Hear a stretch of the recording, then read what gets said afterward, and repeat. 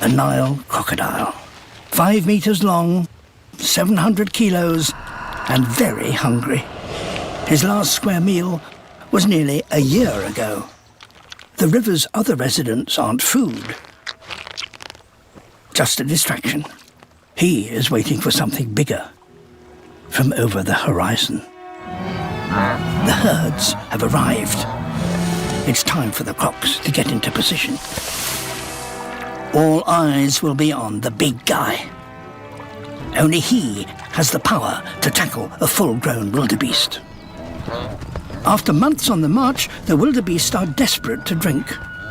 But experience has taught the adults to be cautious. The water is just too inviting for a calf, unaware of the dangers within. But every wildebeest must take its chances and hope that its reflexes are faster than what many know lurks in the murky waters. Just a harmless hippo.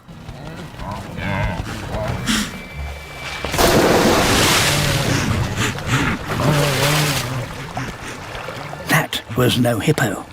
But here, fear always gives way to thirst.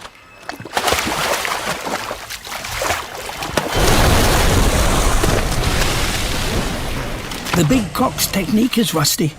It's been a whole year since his last hunt, and he's out of practice. Time for the big croc to try a different tactic. The floating log. He's hoping the wildebeest won't notice him until it's too late.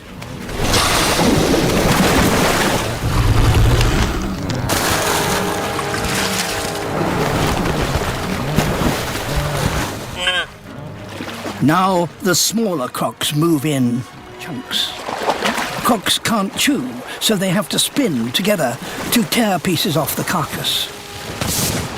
He won't feed again until the wildebeest return next year.